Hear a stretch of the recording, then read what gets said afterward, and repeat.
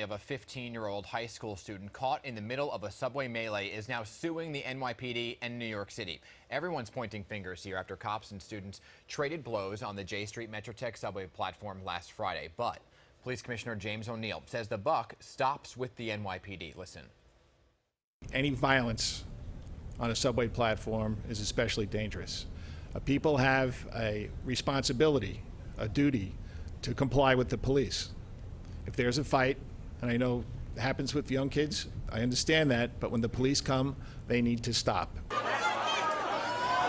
right, so that's the video of the incident there. Joining us this morning on the couch are the parents of one of those teens, Anthony and Victoria Noel, along with Benjamin Marshall and their attorney, Sanford Rubenstein. Thank you all for coming in this morning. Now, I want to be very clear here. Benjamin, at the center of this, the 15-year-old cannot answer questions because he will be a witness in this case, but it is important that he's here on the couch this morning. And I want to begin with you, sir, about what exactly unfolded on that subway platform that night, because the NYPD and the teenagers have two different stories about what exactly unfolded. Okay, at that moment, my son was going on into the train station to retrieve his backpack.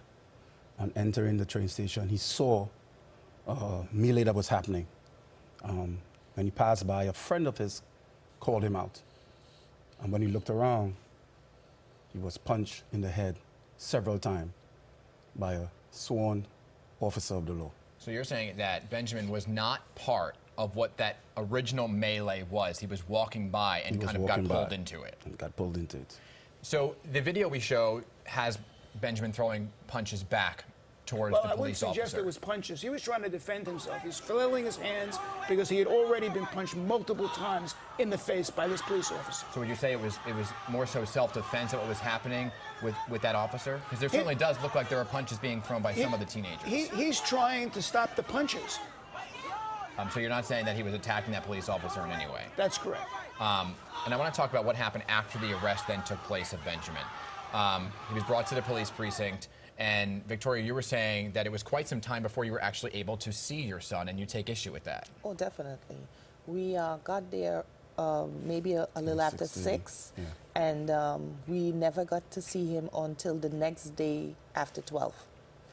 Even though repeatedly we asked to see him, we was told he was, based upon what he was being charged with, he was not allowed to be seen by us. And there was no reason as to why you couldn't see him for overnight? No. So, Sanford, what are the additional charges here? Because I know you're saying he was flailing his arms, but there are charges here that involve some violence. Right now, it's with the probation department at family court. No official charges have actually been pressed, and a determination has to be made by the corporation counsel, ultimately, whether he will be charged with anything. But the bottom line here is this should not be happening in this city to a young 15-year-old. And we had Brooklyn Borough President on our air the other day talking about how the NYPD officer was at fault here and he should not have gone up and thrown that initial punch there. So what is the lawsuit for? Damages for the injuries he sustained, physical and psychological. A jury will decide ultimately what he's entitled to. But the bottom line is 15 years old, a good kid, smart, doing very well in school, never been in trouble with the law, assaulted by a police officer. This should not be happening. Anthony, back to the subway incident. Did the police officers say anything to Benjamin? Comply, put your hands behind your back, or was it just a punch? Well, from what I was told, nothing was said to him. If you look at the video, you would see the officer coming over, punching Benjamin in the head several times. Even when he was on the ground and the officer put his knee on his neck, Ben was crying out, "I can't breathe, I can't breathe, I can't breathe."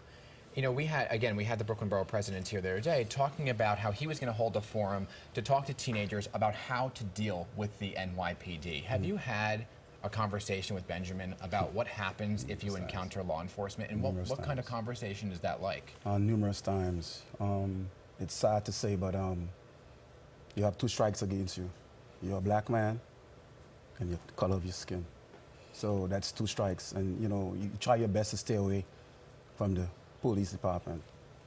I mean, it's not a good thing, but sad to say, because we're supposed to be working together, you know, as a community. And last question, Victoria, you know, the NYPD, I know they haven't reached out to you, but the NYPD is saying the buck stops them putting that officer on modified duty. Is that enough right now? No, not at all. Not even in the least. We want him to be fired. because if we as citizens have to be part of keeping the law and following the rules, they should also be accountable for keeping the law and following the rules when they are the ones who is supposed to protect us. Mm-hmm. There also is a criminal investigation being conducted by the Brooklyn District Attorney. He will fully cooperate, this young man, with that investigation. Okay, thank all of you for coming in this morning, and we'll continue to follow Thank this you so story much. for Thank you you. very much. Appreciate your time.